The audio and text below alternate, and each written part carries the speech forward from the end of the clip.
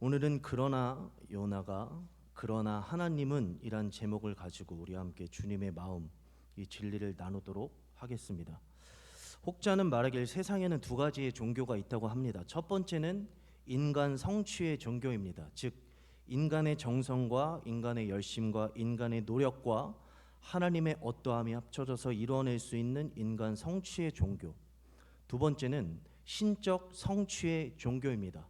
즉 우리는 아무것도 할 수 없는 피조물일 뿐이지만 그런 우리를 긍휼히 여기고 불쌍히 여기신 한 신이 대신 하신 그 일을 통해서만 힘을 얻고 거기에서 영원토록 쏟아져 흘러나오는 생명을 받아먹고 사는 종교, 두 가지가 있다고 이야기를 합니다. 여러분 아시다시피 방금 말한 것은 기독교이고 첫 번째로 설명한 것은 기독교 이외의 다른 종교입니다. 우리가 이것을 알고 온전한 진리를 믿는 것이 왜 중요하냐면, 전자는 근거가 내가 믿는 신이 한 일로부터냐, 내 행동으로 감동받은 신의 선물이냐, 여기에 따라 행동과 언어와 가치관과 삶의 내용이 달라지기 때문입니다.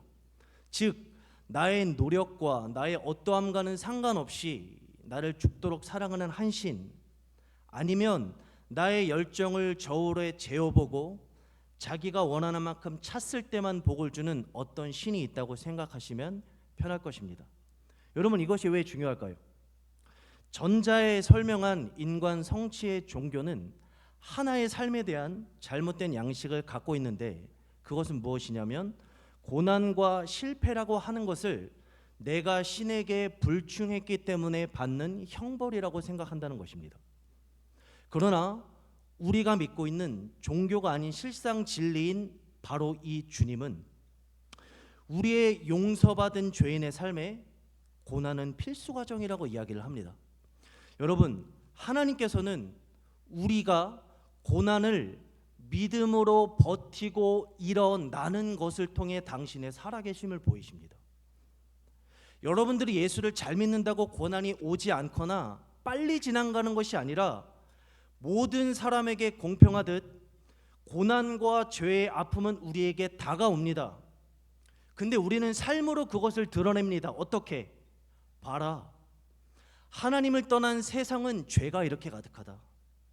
하나님을 떠난 인간 존재는 이렇게 불행하게밖에 살 수 없다. 너 최선 다해봤지 않느냐? 너 열심히 인생 허투루 살지 않았지 않느냐? 근데 왜 그러냐? 성경에는 다른 길이 있다고 한다. 어떤 길? 하나님을 바라보며 걸어가는 길, 진리 안에 머무는 길. 우리들은요 여러분, 행복뿐만이 아니라 오히려 더 많은 경우는 고난을 통해 세상에게 그것을 드러냅니다. 왜요? 세상도 똑같습니다. 고난이 있을 때 내가 무엇을 잘못했나? 세상에 어떤 왜곡된 것 때문에 내가 피해를 보는 것이 아닌가? 늘 자기를 중심에 놓고 생각하는 그 습성과 전혀 다른 존재는 그리스도인이라는 거예요. 너 고난을 받고 있어? 너 예수님 닮아가는 거야. 예수님도 아들이시지만 고난을 통해 하나님께 순종함을 배우셨어. 와, 하나님이 나 같은 죄인에게 고난을 주셨네. 여러분, 이렇게 고백할 수 있는 유일한 존재는 인간 피조물 중에 그리스도인밖에 없습니다. 그렇기 때문에 우리가 가는 길은 영광스러운 것입니다. 단지 밥 하나 빌어먹고 살기 위해, 내 자녀 잘 되기 위해 그 이름을 비는 종교가 아니란 것입니다. 그래서 여러분, 제가 설명한 전자의 종교, 즉 인간의 어떠한 것이 묻어있는 종교는 자신의 행위에 따라 결과가 달라질 것이라고 주장합니다. 그렇기 때문에 신을 욕할 수 있는 거예요. 내가 이렇게 했는데 왜 그렇게 해요? 내가 이렇게 봉사했는데 내 자녀를 왜 이렇게 하셨어요? 이거는 기독교 이외의 모든 종교, 모든 인간의 머리에 합리적으로 맞는 그런 사람들은 언제든지 악다구니 쓸 수 있는 것입니다. 근데 성경은요, 우리의 행위를 그렇게 설명하지 않습니다. 네가 행위가 올바르다고 복을 받는 것이 아니고, 네 행위가 기특하다고 복이 더 커지는 것이 아니고, 잘 들어라, 너 같은 죄인이 그런 일을 할 수 있는 것은 하나님의 은혜를 입은 증거이다. 예배는 누가 드리는 줄 아십니까? 예수의 십자가를 피를 마신 자가 예배하는 겁니다. 자아 숭배자인 우리가 아무런 조건 없이 봉사할 수 있다고요? 헛소리입니다. 성경은 분명히 말해요. 우리의 행위는, 모든 인간은 그렇게 말해요. 내 행위가 내 미래를 보장할 거다. 공부 잘하면 좋은 학교 갈 거야. 착하게 살면 복 받을 거야. 자기의 행위가 자기의 인생과 미래를 보장한다고 하는데요, 기독교는 그렇게 말하지 않습니다. 너밖에 모르고 살던 네가 하나님을 위해 살아? 이웃을 위해 살아? 은혜야. 우리의 모든 행위는 하나님께서 우리에게 쏟아주신 은혜의 결과이자 증상인 거예요. 그래서 우리에게 가장 시급하고 중요한 것은 무엇이냐면, 내가 얼만큼 하는 것이 중요한 것이 아니라 이런 나를 위해 행하시고 지금도 행하고 계신 그분을 누구라고 고백하고 있느냐를 늘 점검하셔야 돼요. 우리들은 내가 하나님 되어 살아가는 경우가 엄청 많다니까요. 이것을 주님께서는 우리의 이런 마음의 틀어짐과 우리의 통밥을 굴려가며 살아가는 우리의 인생에 그것을 이미 아시기 때문에 이 땅에 오셨을 때 이렇게 이야기를 해주셨습니다. 주인의 뜻을 알고도 준비하지 아니하고 그 뜻대로 행하지 아니한 종은 많이 맞을 것이요, 알지 못하고 맞을 일을 행한 종은 적게 맞으리라. 무릇 많이 받은 자에게 많이 요구할 것이요, 많이 맡은 자에게는 많이 달라 할 것이니라. 누가복음 12장의 말씀입니다. 분명히 행위가 등장을 합니다. 근데 그 행위의 기준이 무엇이래요? 주인의 뜻. 우리의 열심이 아니에요, 여러분. 네가 열심히 한다고 해도 뜻에 안 맞으면 지옥이에요. 근데 분명히 말하잖아요. 그 뜻대로 행한 종. 그 뜻을 존중하면요, 우리들은 하나님이 되는 것이 아니라 알아서 종으로 살아가요. 그게 예수님께서 말씀하신 온전한 진리. 그렇기 때문에 여러분, 우리가 늘 점검하고 붙잡아야 할 것은 나의 기특한 행위가 아니라 이 행위의 주체가 누구냐의 그 싸움이에요. 여러분들이 이 자리에 나온 거, 여러분 열심히라고 요구하는 순간 여러분들 이렇게 자리는 비게 돼 있습니다. 왜요? 열심을 해서 갈 필요가 뭐가 있어요? 부목사 설교인데. 내가 들을 필요 뭐가 있어요? 내가 싫은 놈이 설교하는데. 행위 주체가 내가 되는 순간 지가 예배의 대상이 돼버리는 거예요. 행위의 주체가 하나님이냐 나이냐에 따라 그것은 행동으로 나타난다고 하는 것이 성경의 분명한 입장입니다. 요한계시록 3장에 가면 사대교회라고 하는 교회가 등장을 합니다. 그때 주님께서 그 교회의 사자에게 이렇게 말씀하세요. 잘 들어보십시오. 내가 네 행위를 아나니 네가 살았다는 이름은 가졌으나 죽은 자로다. 무슨 말이에요? 행동을 한대요. 열심히 행동해요. 이게 어떤 의미냐면요, 네가 살았다는 이름은 가졌으나 어떤 뜻이냐면요, 겉모습이 굉장히 활발하다는 뜻이에요. 교회로 쳐볼게요. 제자 훈련도 잘 되고요, 찬양팀도 좋고요, 예배도 열심히 나오고요, 사람들이 커피도 잘 먹고 너무 행복해요. 너무 활발해요. 근데 주님이 뭐래요? 죽었대요. 왜 죽었을까요? 이렇게 말씀하시는 거예요. 내가 네 행위를 안대요. 우리들은요, 사람 쉽게 속일 수 있습니다. 저도 강단에서 여러분 얼마든지 속일 수 있고요, 여러분도 이 예배당 안에서 여러분 스스로와 옆 사람을 속일 수 있습니다. 충만한 그리스도인으로. 여기서 주님께서 내가 내 행위를 아노니라고 하는 단어는 우리 겉으로 보이는 행동의 동기를 아신다는 뜻이에요. 너가 왜 찬양하는지 주님은 아신다는 거예요. 네가 왜 설교를 듣는지, 네가 왜 기도를 하는지 주님은 아신다는 거예요. 여러분, 오늘 새벽에도 제가 설교했지만 우리가 긴급하게 회복돼야 할 건 뭔지 아십니까? 새벽기도 나오면 빨리 대답해 보세요. 이거 모르는 순간 이거는 정말 큰일이에요. 하나님을 경외하는 거예요. 하나님을 두려워해야 돼요. 우리는 사실상 저도 그렇지만 너무 막해요. 주님이 사대교회를 책망하신 이유는 무엇이에요? 그 동기가 보이기 위해 행동하고 있다는 거예요. 왜 보이기 위해 행동할까요? 이 교회는 유명한 교회였다고 그래요. 학자들이. 왜? 활발했으니까. 왜 그런 동기를 중요시할까요? 박수 받으려고. 죽었다고 하는 얘기는요, 행동은 화려하고요, 행동은 사람이 보기에 박수를 쳐줄만 하지만 영적인 능력이 하나도 없다는 뜻입니다. 쉽게 말해 방향을 상실했다는 뜻이에요. 뭐를 하긴 하는데 방향을 잃어버린 거예요. 어떤 방향을 잃었을까요? 이 말씀을 하신 주님을, 그 3장에서 사대교회에게 말씀하신 주님을 이렇게 표현하고 있어요. 잘 들어보십시오. 7 영과 7 별을 가지시니 무슨 뜻인 줄 아세요? 하나님의 주권을 말하는 거예요. 교회는요, 하나님의 영이 운행하는 곳이에요. 우리가 프로그램을 만들어낸다고 활발해지는 게 아니에요. 근데 이 사대 교회는 그런 착각을 했던 것 같아요. 아, 성도들을 행복하게 해주면 주님도 기뻐하시겠구나.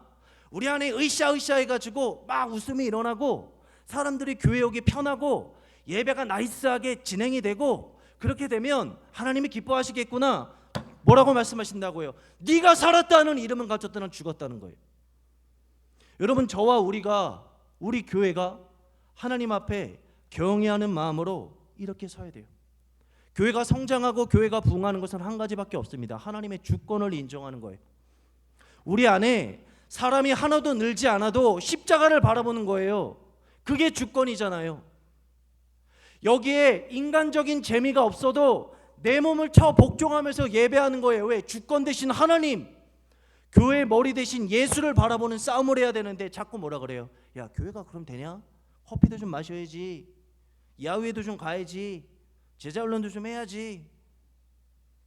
여러분, 거기에 본질이 빠진 그런 프로그램에 넘어가면 주님께서 분명하게 진노하신다는 것을 기억하셔야 됩니다. 그럼 제가 왜 이렇게 이야기할 수밖에 없을까요?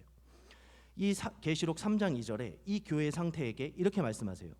너희가 일깨어 남은 바 죽게 된 것을 굳건하게 알아. 일깨어가 영어로 웨이크업이거든요. 일어나라는 뜻이에요. 죽어있다는 뜻이에요, 여러분. 그렇기 때문에 여러분도 저도 그렇지만 잘 점검하셔야 됩니다. 우리가 열심히 찬양이 자동으로 흘러나고 기도가 터져 나온다고 해서 내가 살아있다는 보장이 없다는 것이에요. 쉽게 말해 지금 여러분들의 인생 가운데 겉으로는 너무 활발할 수도 있어요. 자녀도 말을 잘 듣고요, 직장도 잘 되고요, 승진도 눈앞에 보이고 막 저기 뭐 우리 손녀도 예뻐가게 커가고 여러 가지 막 가능성이 보이는 것 같아요.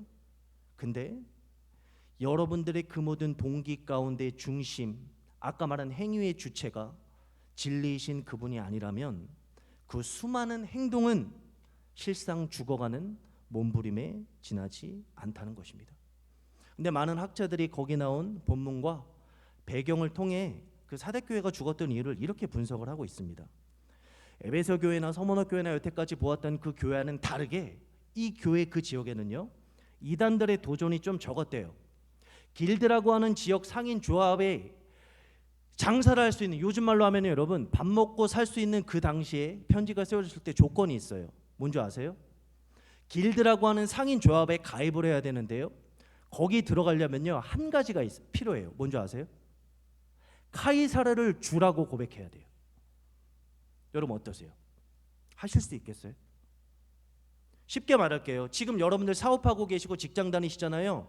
불법적으로 술자리 만들어서 따면 안 돼요.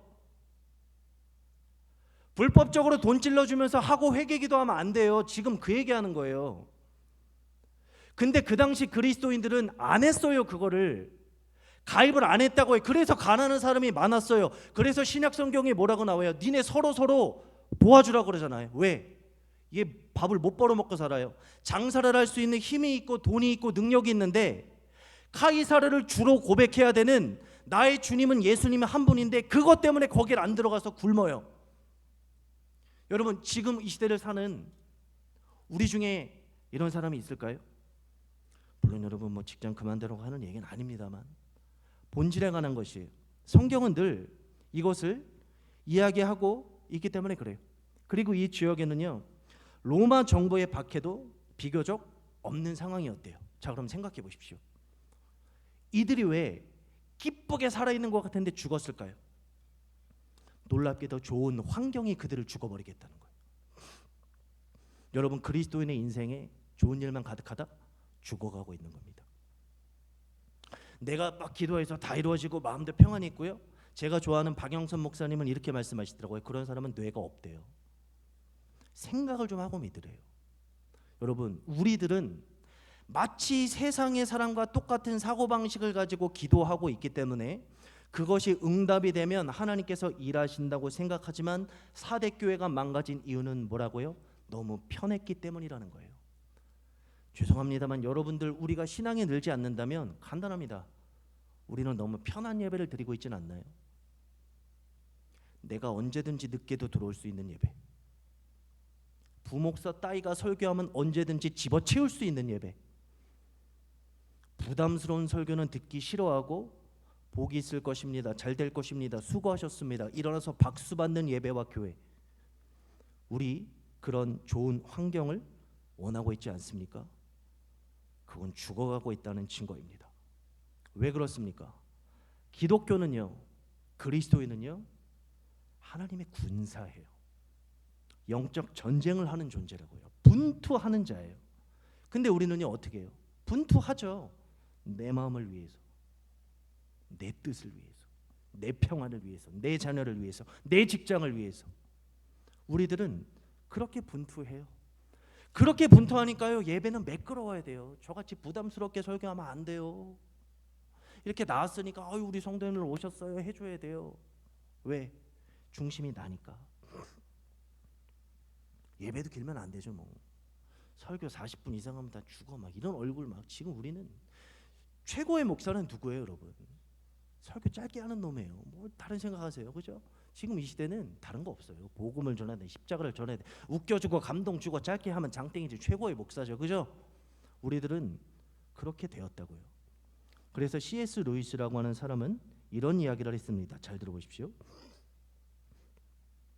지옥으로 가는 길은 편안하고 밋밋하면서 전혀 장애물이 없다. 근데 여러분, 재밌지 않으세요? 이게 우리 기도 제목이잖아요. 우리 자녀 좋은 선생님 만나게 해주시고, 좋은 친구 만나게 해주시고, 아프지 않게 해주시고, 지옥 가는 길을 기도하고 있어요. 우리가 이전 시대를 살았던 어떤 저술가는요, 이렇게 얘기를 했습니다. 잘 들어보십시오. 그리스도인들을 2해나 3해 정도 아무런 환난 없이 그냥 지내게 한다면 그들에게서 그리스도인으로서의 흔적은 거의 찾아볼 수 없게 될 것이다.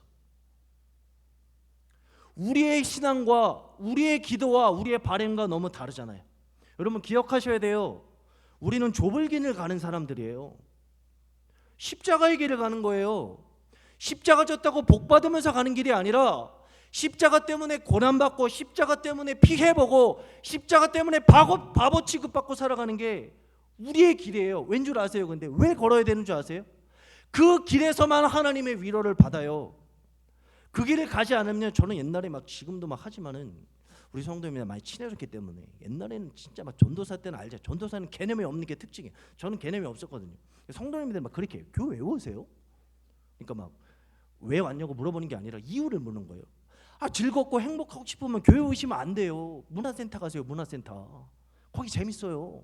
거기 가세요. 거기. 왜 여기 와서 졸고 계세요? 진리를 들으러 오셔야죠.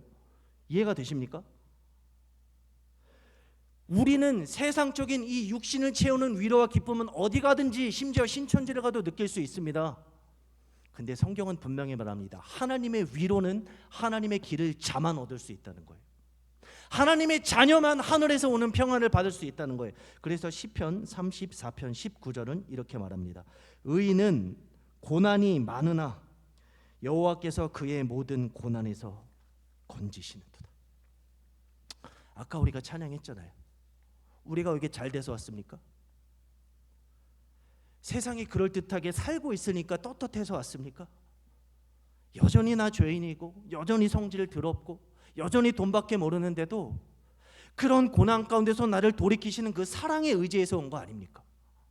그런 사람이 모일 때 강력한 힘이 생기는 거예요. 여러분, 우리가 기억하셔야 되는 것은, 내가 이루었다고 하는 종교적인 기도의 열심, 어떤 것으로도 감출 수 없는 우리의 본 모습이 있다는 거예요. 그거는요, 여러분, 아무도 숨길 수 없습니다. 왠 줄 아세요? 우리가 선택하는 것을 통해 드러나게 돼 있어요. 아무리 몇 시간 눈물을 흘리고 기도하고 제자 훈련을 받아도 그놈이 선택하는 게 그놈이 믿는 것이고, 그놈이 선택했던 게 걔가 걸어가는 길인 거예요. 즉 우리의 행위는요, 우리의 행위의 갈고 닦음은요, 성경이 왜 그렇게 중요하게 여기지 않냐면, 나 스스로와 사람들도 속일 수 있어요. 바리새인처럼 기도하기 싫어도 저 거리 어귀에 나가서 막 두 손 들고 기도하고 성전 제 앞에서 막 하나님 찬양하고 하면 우리 같은 무지랭이들은 와 대단하다. 와 저 권사님은 어떻게 저 나이가 돼서도 새벽 제단을 쌓냐. 얼마든지 할 수 있어요. 얼마든지. 근데요, 그런 우리의 행위의 열심이요, 우리의 동기를 못 바꿔요. 기도도 나를 위해 하잖아요, 여러분. 하나님 부르면서. 예배도 나를 위해 드리잖아요. 내 자녀 잘 되라고. 동기는요, 우리의 행위로 절대 못 바꿔요.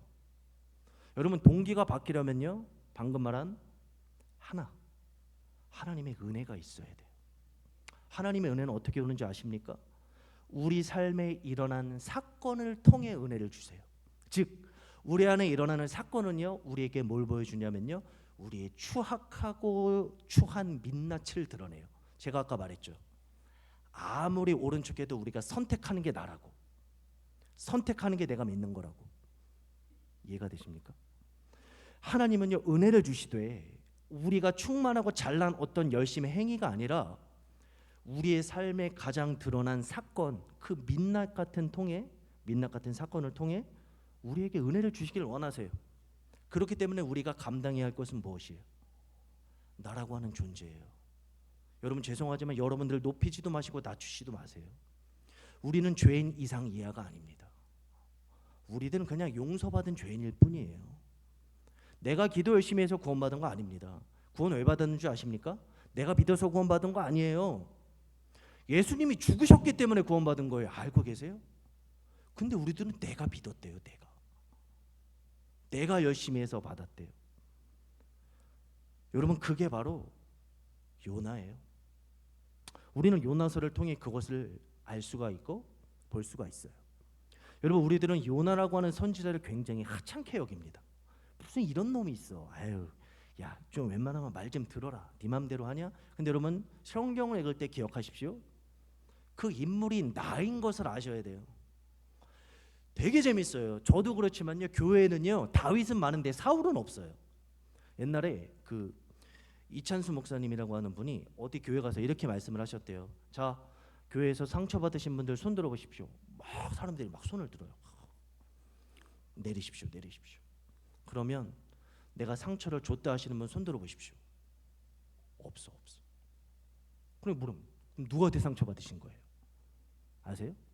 우린 다툼이 이러냐면요, 저 새끼가 사울이지 내가 사울이라고 생각을 안 한다니까요. 저놈이 요나라고 생각하지 내가 요나라고 생각을 안 해요. 왜? 동기가 안 바뀌었으니까. 내 행위를 의지하니까. 내가 어떤 권사인데, 내가 얼마나 기도했는데, 내가 이 교회 헌금 얼마나 했는데 여전히 사대교회와 같은 그런 모습을 갖고 있는 것을 우리들은 발견해야 돼요. 요나라고 하는 선지자는 북왕국 여로보암 2세 때 활동을 했던 선지자입니다. 어떤 일을 했냐고 하는 것을 제가 그냥 잠깐 일거를 드리겠습니다. 왜냐하면 그냥 제가 성경 그대로 읽어드리는 게 여러분들의 신상과 마음에 좋을 것 같아가지고. 열왕기하 14장 25절부터 이렇게 나옵니다. 한번 잘 들어주십시오. 이스라엘의 하나님 여호와께서 그의 종 가드에벨의 아미떼의 아들 선지자 요나를 통하여 하신 말씀과 같이 여로보암이 이스라엘 영토를 회복하되 하맛 어귀에서부터 아라바 바다까지 하였으니 이는 여호와께서 이스라엘의 고난이 심하여 매인자도 없고 노인자도 없고 이스라엘을 도울 자도 없음을 보셨고 여호와께서 또 이스라엘의 이름을 천하에서 없이 하겠다고도 아니하셨으므로 요아스의 아들 여로보암의 손으로 구원하심이었더라. 여러분 북왕국은 여러분 알고 계십니다. 이름이 똑같은 여로보암이라고 하는 놈이 시조인데 그 녀석이 한 일이 있습니다. 어떤 일을 했을까요? 자기 마음대로 절기를 바꿔버렸습니다. 자기의 백성들이 남유다 예루살렘에 가면 자기를 떠나갈까 봐 절기를 바꾸고요, 단과 북쪽 끝과 제일 남쪽 베델에 금송아지를 세우고 거기 가서 예배하라고 이야기를 합니다. 그리고 제사장도 레위 족속이 아니라 평민 중에서 아무나 자기가 원하는 자를 세웁니다. 여러분 그렇게 타락한 곳이 북왕국이었어요. 근데 지금 읽은 열왕기하 14장에 의하면 거기에 뭐가 떨어지는 거예요? 하나님의 은혜가 떨어지는 거예요. 그들이 타락해가고 하나님의 죄와 함께할 수 없으신 거룩하신 하나님 앞에는 사형과 진노일 뿐이지만 하나님께서 그들을 불쌍하게 보셨대요. 헷세대의 마음을 갖고 계신 하나님이 그들을 불쌍히 여기서 돌이키고자 두 사람을 쓰셨는데 하나가 누구예요? 요나, 하나가 여로보암 2세였던 거예요. 그래서 그때는 다윗과 솔로몬의 영토의 그 자리까지 회복이 돼요. 여러분 이것을 기억하시고 요나를 보셔야 돼요. 왠지 아세요? 우리가 은혜를 받았다고 할 때들 어떻게 생각합니까? 뭐가 잘 됐을 때, 뭐 기도가 이루어졌거나 마음이 즐겁게 되거나 무슨 생각이 빨라지거나 무슨 가능성이 보이거나 우리들은 그런 것을 하나님의 은혜라고 하는 생각이 있습니다. 근데 잘 생각해 보십시오. 그런 엄청난 일을 경험하게 하고 이끌어 가셨던 요나에게 하나님이 한 가지 부탁을 하십니다. 오늘 말씀 1절 2절입니다. 한번 크게 읽어 주십시오. 시작. 밋대의 아들 요나에게 임하니라. 이르시되 너는 일어나 저 큰 성읍 니느웨로 가서 그것을 향하여 외치라. 그 악독이 내 앞에 상달되었음이니라 하시니라. 아멘. 자, 이것이 어떤 뜻이냐면요. 창세기 19장 소돔과 고모라 사건을 보면 아시겠지만 그들의 죄악이 내 앞에 상달됐다. 내가 내려갈 것이다. 무슨 뜻이냐면 심판하시겠다는 이야기예요. 하나님께서 거기를 심판하시겠다고 하는 하나님의 분명한 작정인 거예요. 근데 3절을 보십시오. 3절 한번 읽어 주십시오. 시작. 그러나 요나가 여호와의 얼굴을 피하려고 일어나 다시스로 도망하려 하여 욥바로 내려갔더니 마침 다시스로 가는 배를 만난지라. 여호와의 얼굴을 피하여 그들과 함께 다시스로 가려고 뱃삭을 주고 배에 올랐더라. 우리가 이것 때문에 요나에게 욕을 하는데 근데 요나가 그걸 거부해요. 왜 거부했을까요, 여러분? 왜요? 간단해요. 요나가 뭘 본 사람이에요? 타락한 북왕국에 하나님의 은혜가 떨어지는 것을 본 거예요. 너무 좋아요. 근데 하나가 싫은 거예요. 어떤 거? 니느웨에게 심판을 경고한다는 것은 하나님께서 돌이키는 자를 회개시킨다는 뜻이거든요. 쉽게 말해서 왜 이방인 놈들을 회개시키세요? 이거예요. 아주 쉽게 얘기해 볼게요. 이해가 잘 안 되죠. 이런 거예요. 만약에 여러분들이 열심히 기도했습니다. 열심히 예배했습니다. 새벽 기도했습니다. 금요 기도했습니다. 오늘 하나님이 딱 나타나신 거예요. 그때 하나님이 여러분들에게 이렇게 말씀하신 거야. 아무개 권사요, 너 누구 권사한테 가서 그 자녀가 엄청 잘 될 거라고 선포해줘라. 근데 그 권사가 누구냐면 여러분과 싸운 권사예요. 여러분이 미워 죽겠는 권사인 거예요. 내가 다윗이고 나를 이렇게 만든 사울과 같은 권사예요. 근데 하나님이 나에게 오셔가지고 내가 열심을 내고 기도를 했는데 그 권사 가서 축복해 주래요. 할 수 있어요? 그 얘기하는 거예요 지금. 우리들은요 내 자녀가 잘 되면 엄청 기뻐해요. 남의 자녀가 잘 되면요 그만큼 기뻐하세요? 남의 교회가 잘 되면 기뻐하셔요? 우리가 요나라니까요. 요나가 그래서 도망가는 거예요 지금. 왜? 내가 싫은 거를 하나님이 하려고 하니까 도망가는 거예요. 저와 우리가 다시금 봐야 될 건 뭐라고요? 내가 싫은 거 안 했으면 좋겠대요. 교회에서 자꾸 하나님 내가 싫은 거 안 말했으면 좋겠대. 우리가 전부 다 요나인 거예요. 여러분 우리의 실수가 뭔지 아세요? 늘 나부터 시작하는 거예요. 나부터. 하나님의 말씀부터 시작하는 것이 아니라 나부터 시작하기 때문에 이런 말씀을 오면 견디질 못해요. 하나님, 내가 지금 내 코가 석자인데 무슨 봉사를 해요? 내 자녀가 시집도 못 가고 저러고 있는데, 대학도 못 가고 저러고 있는데 내가 무슨 봉사를 하냐고요? 내가 무슨 선교를 하냐고요? 나부터 시작하니까. 요나가 그거 하고 있는 거라고요 지금. 우리 모두가 거기에서 벗어날 수 없는 존재라는 것을 알아야 돼요. 여러분 나부터 시작하는 것이 왜 위험할까요? 저도 마찬가지입니다. 다 싫습니다. 그럼 나부터 시작하니까 싫은 거예요. 부목사가 설교하면 나부터 시작하니까 2차 능단을 못 견디는 거예요. 나부터 시작하니까 예배가 긴 거 못 견디는 거예요. 근데 하나님으로부터 시작하면요, 하나님 내가 얼마나 KBS 1 9번에서 하는 8시 반 드라마 보느라 미쳐있는데 그거 못 보게 하려고 예배 시간을 이렇게 길게 쫙 빼주시는지 너무 감사합니다. 이런 마음 없잖아요. 우리는 이 새끼야 빨리 끝내라. 드라마 해야지. 중간이라도 봐야 될 거 아니냐. 우리 전부 다 이런 거잖아요. 이게 바로 여러분 나부터 시작하는 거예요. 우리가요 나부터 시작하는 이 동기를 십자가의 예수 그리스도의 은혜로 이미 끝난 사건이라는 것을 믿고 있지 않으면 여기에서 벗어나지 못해요. 그렇기 때문에 하나님이 하는 건 세상이 말하는 것과 똑같아요. 나를 힘들게 하려고 그러는 거구나. 왜 십자가의 길을 가라고 그래? 어렵게 가라고 그래? 하나님 너무하다. 똑같이 말하는 거예요. 왜? 동기가 여전히 나기 때문에. 여러분 하나님께서 왜 요나에게 이 일을 시키셨을지 한번 생각해 보았습니까? 천국에서 전화가 왔네. 회개해라. 그죠? 여러분, 하나님이 요나에게 왜 이 일을 시키셨을까요? 간단합니다. 하나님은 요나에게 가르쳐주고 싶은 거예요. 요나야, 나는 이스라엘의 지역신 정도가 아니란다.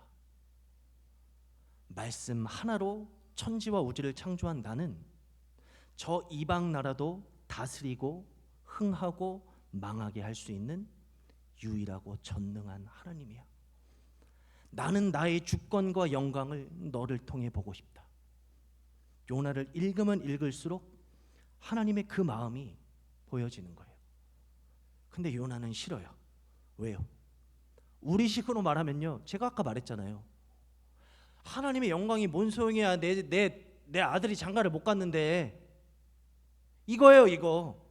요나가 싫은 이유가 딱 그거라고요. 우리식으로 말하면요, 내 행복이 중요하지 뭐 하나님의 영광이 왜 중요합니까? 그래서 우리들은 교묘하게 사탄의 속삭임 때문에 그걸 바꿔놨잖아요. 네가 좋은 대학교 가는 게 하나님께 영광을 돌리는 거란다. 네가 좋은 직장에 가는 게 하나님께 영광을 돌리는 거란다.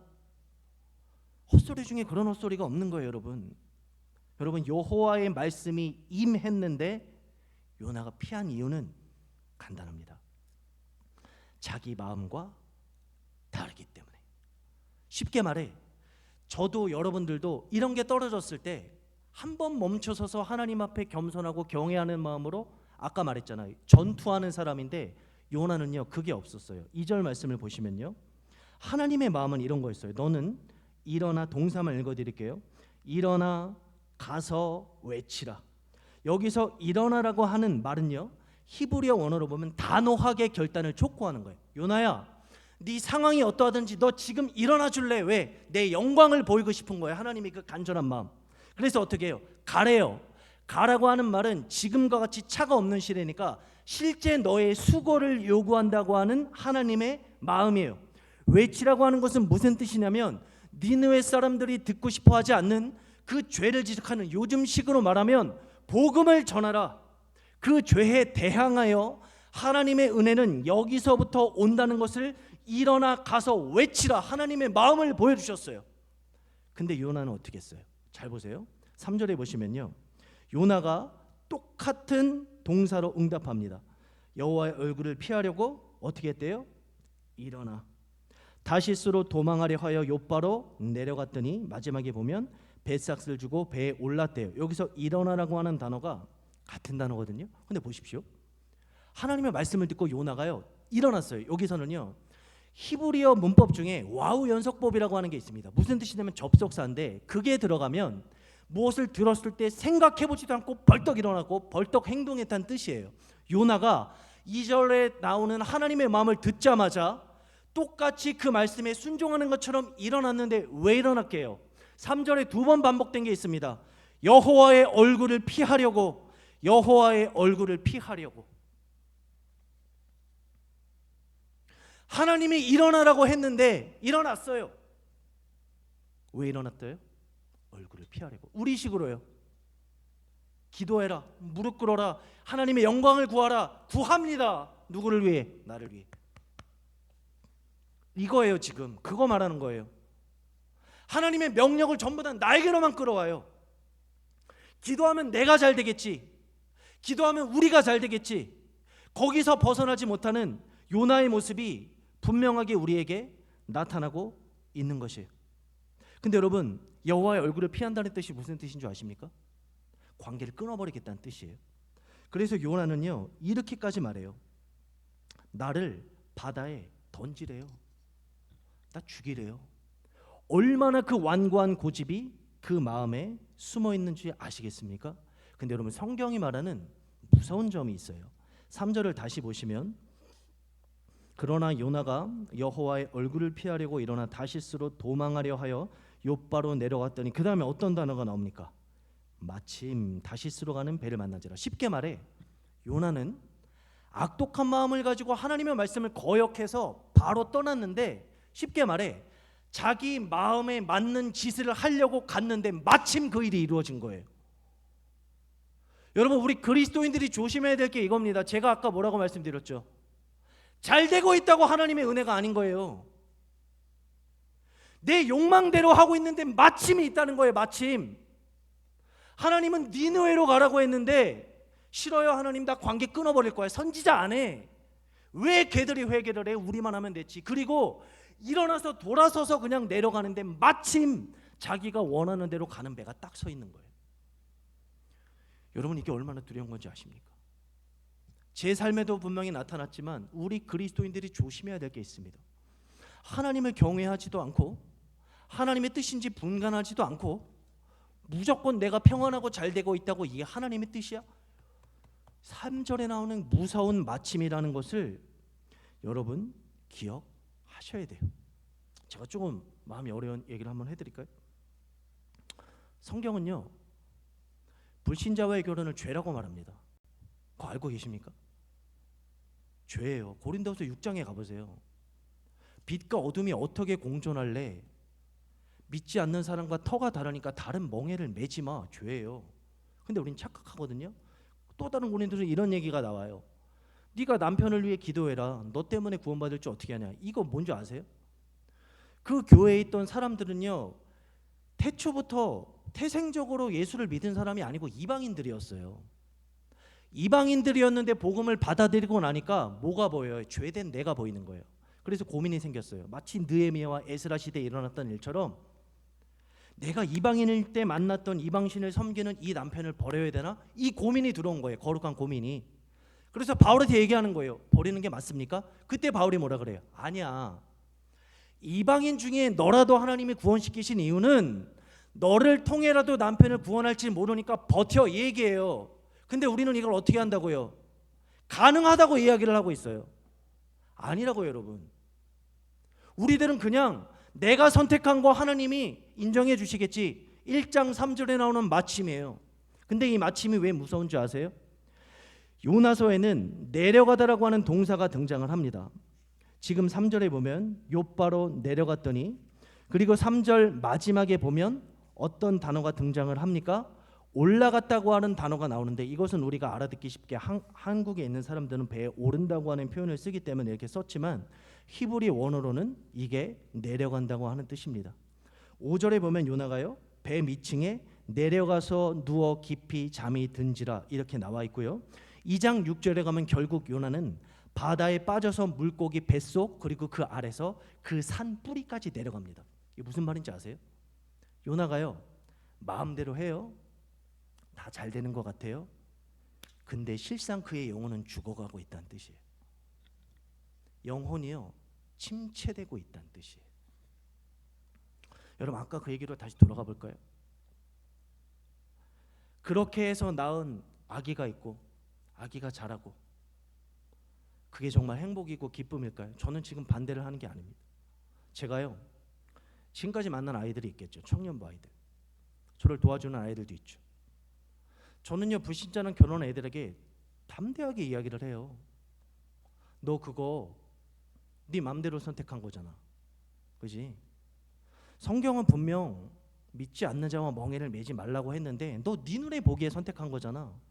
네 마음에 좋아서 그 남자 그 여자 만난 거잖아. 믿지 않아도. 교회를 간다고 하는 거짓말에 속아서.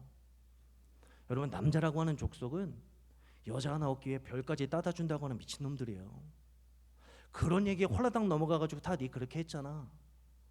제가 얘기를 왜 하는 줄 아세요? 걔네들을 정죄하려고요? 아니에요. 제가 항상 이렇게 얘기를 붙여요.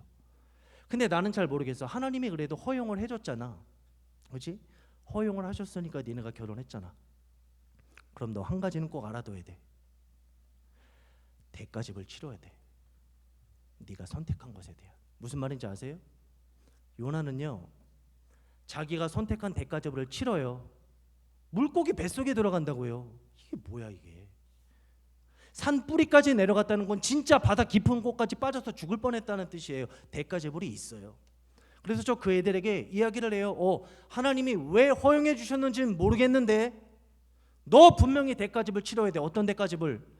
믿지 않는 네 남편, 네 아내 분명히 언젠가 교회 안 나간다고 할 거야. 자녀를 낳으면 하나님의 방식으로 안 키우고 예배에 주일학교에 보내는 것이 아니라 너랑 캠핑 가려고 할 거야. 너 그거 대가집을 치러야 돼. 하나님 절대 원망하지 마. 네가 선택한 거 아니야. 하나님은 그것까지 막아주지 않아. 그러나 거기서 너를 배우게 하셔. 거기서 네가 얼마나 하나님의 은혜에서 멀리 떨어져서 교만하게 사는지 깨닫게 하시고 하나님을 온전히 붙잡게 하셔. 너 그거 붙잡는 자야. 저는 반드시 얘기해 줍니다. 여러분 어떠십니까? 여러분들의 이 마침이 있는 거 아니에요? 하나님 경외함도 없고 하나님의 말씀에 반하는 것들을 선택했는데 잘 돼. 사업도 잘 돼. 자녀도 잘 돼. 마음도 평안해. 기도하면서 곰곰이 생각해 보세요. 사대교회처럼 망하고 있는 거라고요. 근데 이것을 진짜 그렇게 망하고 있는 증거라는 것을 어떻게 알 수 있냐면요, 우리가 선택하고 우리의 행동이 이것을 다 드러내준다고 했잖아요. 요나가 여러분 여기까지만 봐도 지금 하나님 앞에 반역을 하고 있는 중이에요. 그럼 양심이 있다면 하나님의 말씀을 떠나고 죄를 지었으면 우리가 해야 되는 자세가 있는데 요나가 얼마나 뻔뻔한지 보세요. 1장 9절을 보시면 그가 대답하되 나는 히브리 사람이요 바다와 육지를 지으신 하늘의 하나님 여호와를 경외하는 자로라 하고. 이게 얼마나 엄청난 이야기인지 좀 아시겠어요? 여호와의 얼굴을 피하여 2번 반복 강조 완전하게 관계를 끊고 피해가는 놈이 뭔 일이 일어나자 뭐라 그래요? 내가 어떤 사람인지 드러내요. 지금 하나님을 떠나가고 있으면서 나는 히브리 사람이야, 나 혈통으로 괜찮다는 거예요. 바다와 육지를 지으신 하늘의 하나님 여호와를 내가 경외하는 자야. 하나님하고 나하고 상관이 있다고 하는 거예요. 여러분 이거 다 우리 모습이잖아요. 하나님 경외하지도 않으면서 저를 포함해 목사라는 직분 하나 붙잡고 장로 권사 집사라는 직분 붙잡고 내가 했다고 하는 봉사 하나 붙잡고 내 안에서는 이 비참한 내려가는 마침이 계속 일어나고 있는데 사람들 앞에서 맨날 뭐라 그래요? 나 히브리 사람이야, 나 하나님 경외하는 사람이야, 바꿔볼까요? 나 새벽 기도했어, 나 봉사했어, 나 여기 헌신했어, 나 과거에 이런 거 했어, 나 이런 간증이 있어. 여러분 그게 우리가 분명히 망해가고 있다는 증거예요. 근데 이걸 다 볼 수는 없지만 요나서를 다 봐야 되는데 이게 재밌는 게 뭐냐면 1장 10절에 보시면 무리가 알고 심히 두려워하고 13절 보면 그러나 그 사람들이, 여기서 제가 빨리 말씀을 드리면요, 무리라고 나오고 그 사람들이 나오라고 한 게 히브리어로는 에노시라고 번역이 돼요. 여러분 창세기 4장에 나오는 에노스의 이야기를 아시나요? 하나님을 예배하는 때가 일어났는데 언제 하나님을 예배했다고요? 내가 죽을 수밖에 없는 존재임을 깨달았을 때. 여러분 이 요나서가 문학적으로도 굉장히 탄탄해요. 재밌는 거예요. 지금 요나가 하나님하고 제일 상관이 있는 놈이 뭐라고 말해요? 하나님을 떠나가고 있는 놈이 나 하나님의 사람이래요. 근데 그 주위에 있는 세상 사람들이 뭐라고 그래요? 나 죽을 수밖에 없는 존재래요. 여러분 이 기가 막힌 이 모습을 보면 애통하지 않을 수 없는 거예요. 우리가 하나님 앞에 어떤 태도로 서야 되는지를 분명히 보여주고 있는데 나는 여전히 내 관계에 있다고 주장하는 거예요. 여전히 내 지분이 있다고 말하고 있는 거예요. 여러분 우리가 이렇게 비참한 신앙생활을 하고 있는 것은 아닙니까? 여러분 저는 이것이 현대 그리스도인들이 걸려있는 영적 질병이라고 생각합니다.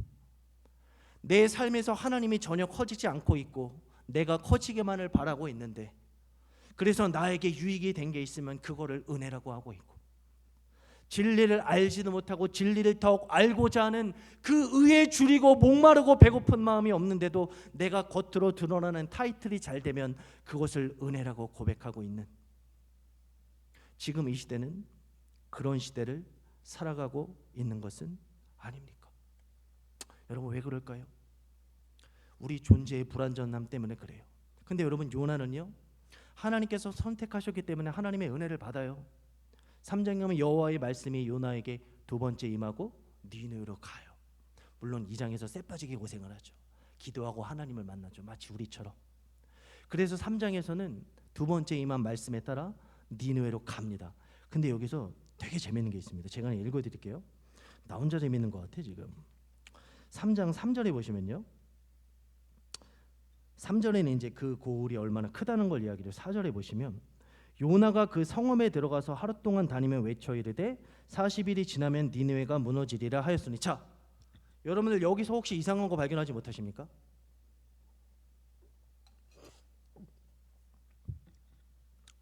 이상한 게 하나 있어요.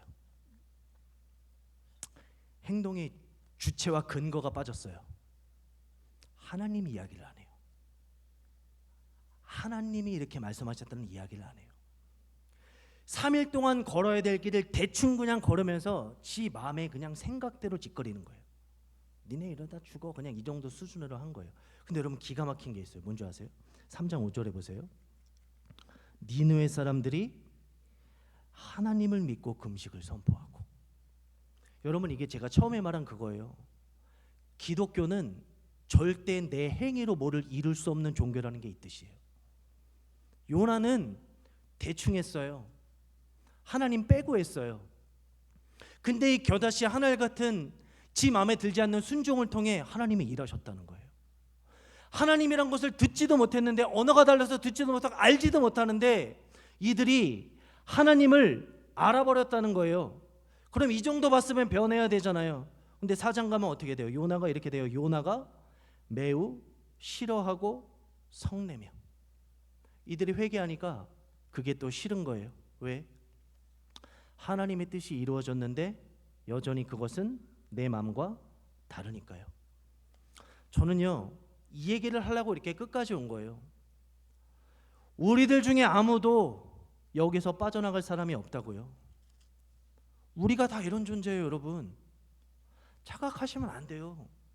여러분들의 기도가 여러분들을 의롭게 만든 것이 아니에요. 여러분들 안에 계신 성령께서 탄식하셔서 여러분들 기도하고 있는 거예요. 여러분들이 거룩함을 쫓아가는 게 여러분들의 열심이 아니라 거룩한 예수 그리스도의 십자가의 피가 여러분들의 영혼에 떨어졌기 때문에 그런 거예요. 근데 우리는 자꾸 착각한다고요. 내가 무엇을 했다고. 여기서 여러분 우리가 기억해야 될 것이 있어요. 첫 번째는 뭔지 아세요? 요나는 이렇게 대충 했던데도 그들이 하나님을 알았다는 거예요. 즉 내가 하는 행위가 절대적이지 않다는 것을 반드시 기억하셔야 됩니다. 저는 감히 이렇게 말하고 싶습니다. 여러분들의 기도 때문에 이 교회가 서 있지 않습니다. 교회의 머리 대신 그리스도께서 우리들을 불쌍히 여겨주시기 때문에 우리의 기도라도 요나와 같은 이런 대충 기도라도 사용하셔서 이 교회를 이끌어 가시는 거예요.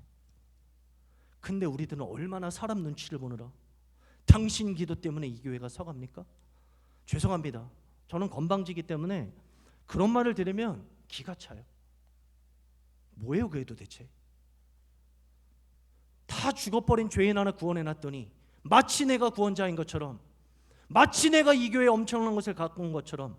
아니에요. 그거 기억하셔야 돼요. 나의 기도는 절대적인 것이 아니에요. 나를 참여시켜 준 것으로 감사하셔야 돼요. 아멘입니까?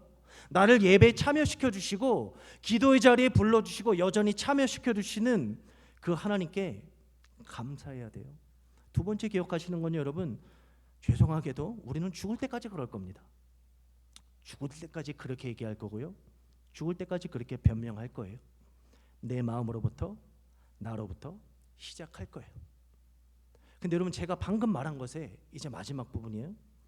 우리가 기뻐하고 박수 쳐야 될 부분이 있습니다. 여러분 하나님 그럼 어떻게 하실까요? 요나를 설득하세요. 요나를 위해 열심을 내세요. 풍랑, 물고기, 박농굴, 벌레, 말도 안 되는 것들을 다 쓰셔서 그 한 놈 설득하세요. 여러분 요나의 소원이 뭐였어요? 나 죽여버리래요. 나 죽여버리래요. 그래서 바다에 던져졌어요. 근데 하나님이요 물고기로 그를 삼키시고 살려버리셨어요. 여러분 이해가 되세요? 이거 판타지 소설이라고만 생각하지 마시고 우리는 우리 마음대로 못한다는 것을 성경에 이렇게 가르쳐줘요. 하나님은 우리의 실패와 우리의 반역과 우리의 악다구니와 그 모든 것을 덮으시고 우리들을 끌어가시는 분인 거예요. 우리들을 설득하세요. 왜요? 그 모든 것을 동원해서라도 처음 품으신 그 뜻을 하나님은 요나에게 말씀하신 거예요. 요나야, 나는 네가 반정을 했든 어떠하든지 내가 이런 하나님임을 나는 너를 통해 알리고 싶어. 왜? 너라고 하는 존재, 너의 삶을 내가 드러날 통로로 삼았으니까. 네가 잘해야만 드러나는 하나님이 아니야. 네가 연약함을 고백하잖아. 내가 강함으로 임재할 거야. 네가 부족함을 믿음으로 고백하며 나아오잖아. 내가 충만함으로 보답할 거야. 여러분, 우리가 그 믿음으로 살아가는 존재 아닙니까?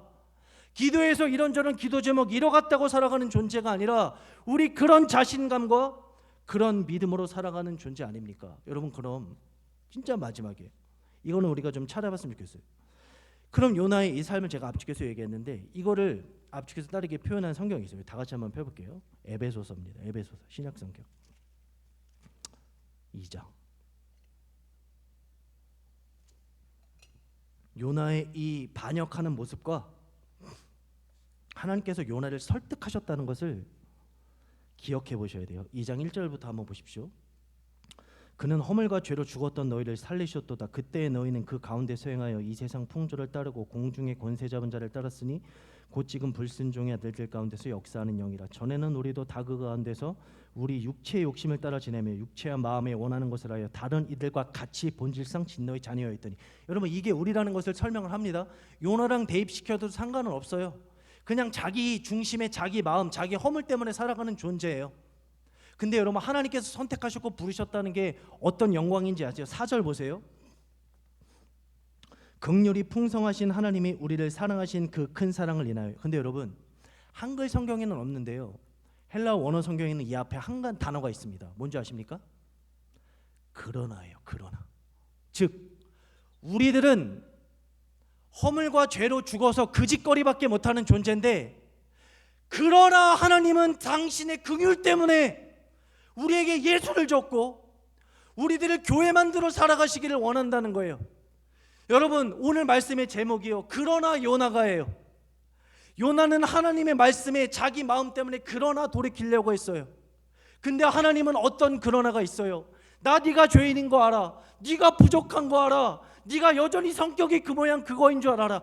그러나 나 하나님은 그런 너를 위해 아들을 준 자야. 나 하나님은 네가 스스로를 용납하지 못하는 네 부족한 인생도 나의 영광으로 비추며 끌고 가는 그 하나님이야.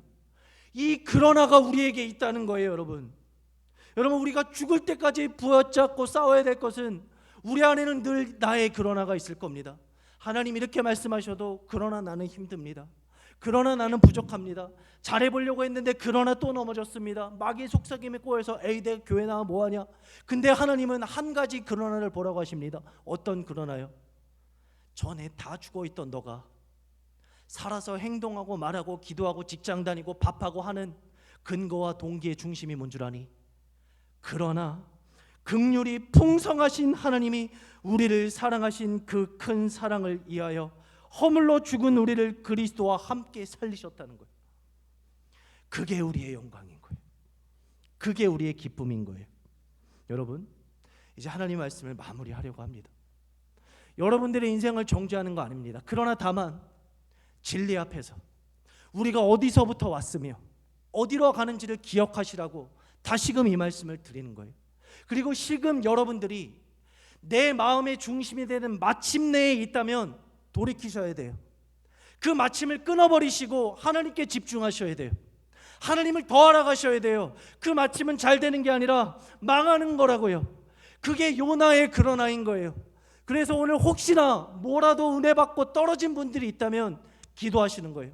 나에겐 나의 그러나가 아니라 하나님의 그러나를 바라보는 눈을 주십시오.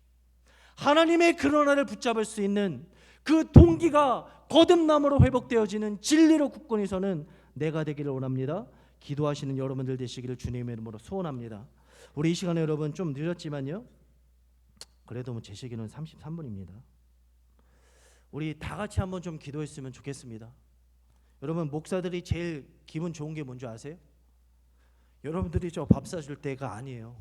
저는 뭐 사줘도 잘 안 먹어요. 저는 잘 보려고 하는 것이 아니라 여러분들과 같이 기도할 때가 제일 좋습니다. 성도들의 기도 소리를 들으면요, 여러분 그거 아세요? 목사는요 막 격동해요. 막 미쳐요. 우리 청년부 아이들하고도 함께 기도를 하기 시작했는데요, 적은 소리지만 막 그 기도 소리가 들리잖아요. 막 저는 막 나쁜 마음이시겠어요? 너무 좋아요. 여러분 기도 열심히 하라고 플러팅하는 게 아니라 우리 그렇게 하나님 앞에 같이 서자는 거예요. 여러분 이 시간 이왕 말씀을 들으셨다면 그 한 가지 기도합시다. 하나님, 내게 어떤 마침이 있습니까? 어떤 그러나가 있습니까? 하나님, 내가 거기에만 집중하면 또 나를 자학하고 나를 높이려고 애쓰다가 또 넘어지겠지만, 그러나 그런 나를 긍휼히 여기신 그 그러나로 돌이키게 하여 주십시오. 여러분 우리 힘을 내어 살아계신 주님을 한번 크게 외치고 함께 한 목소리로 기도하겠습니다.